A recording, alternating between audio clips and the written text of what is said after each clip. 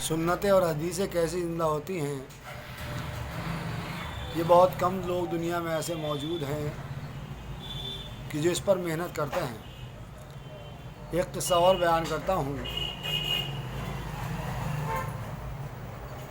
جس میں نبی پاک صلی اللہ علیہ وسلم کی حدیث کا مفہوم ہے کہ آپ صلی اللہ علیہ وسلم نے ارشاد فرمایا کہ چاہے مال لاکھ کا ہو یا خاک کا، وہ غیر کا ہے تو حرام ہے۔ اگر آپ نے کسی کا ایک پھل کھایا یا ایک ٹافی بھی کھائی بنا اس کی اجازت کے تو وہ حرام ہے۔ قصہ یوں کر کے ہے کہ ہمارے پھپھیرے بھائی نے اپنا باغ ایک دھیور کو دے دیا۔ دھیور نے اس نے بڑی اچھی دیکھ بھال کی اور اس دھیور نے ایک دھیور کو اس باغ پر ملازم رکھ لیا۔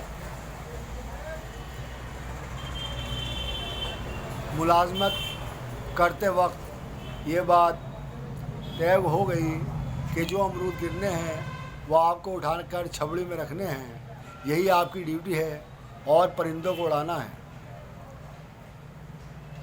یہ بات اس نوکر کی سمجھ میں آئی اور اس نے باغ کی رکھوالی اسٹارٹ کر دی۔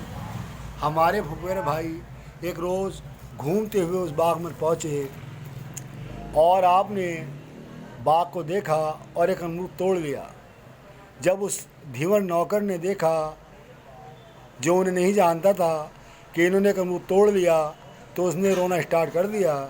آپ نے پوچھا کہ چچا جان، آپ کے رونے کا سبب کیا ہے؟ بولے کہ برخوردار، تم نے بنا اجازت کے ایک امرود توڑ لیا اور کھا لیا، یہ غلط ہے۔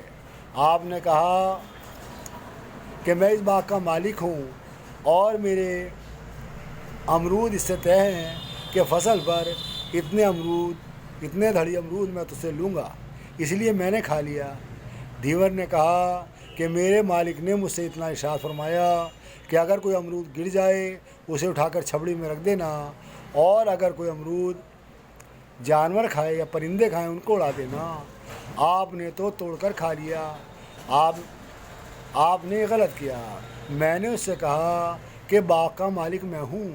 دھیور نے ارشاد فرمایا کہ آپ باغ کے مالک نہیں ہیں، بلکہ باغ کا مالک وہ ہے جس نے مجھے نوکری پر رکھا ہے۔ اگر آپ اس کی اجازت لیتے تو آپ کو اجازت مل جاتی، یہ آپ نے مجھ پر ظلم کر دیا، اور وہ رونے لگا۔ آپ نے کہا کہ چچا جان، ایسا کر لو کہ اس امرود کے پیسے لے لو۔ وہ اور دہاڑے مار کے رونے لگا اور کہا کہ اگر میں نے آج پیسے لے لیے تو میرا مالک سوچے گا کہ میرے پیچھے جانے کے کتنے امرود بیچتا ہے اور کتنا توڑتا اور کھاتا ہے، لہٰذا یہ معاملہ ایسے طے نہ ہوگا۔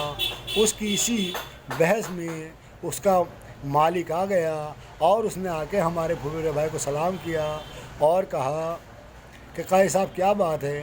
آپ نے پورا قصہ بیان کیا۔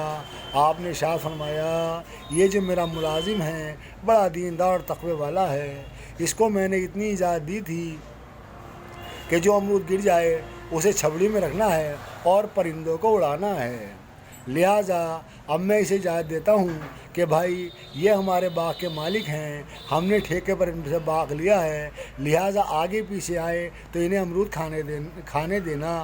اس دھیور کو صبر آیا اور اس نے کہا کہ اب ٹھیک ہے کہ آپ نے اجازت دے دی، ورنہ کل قیامت کے روز میں اللہ کو آپ کو کیا جواب دیتا۔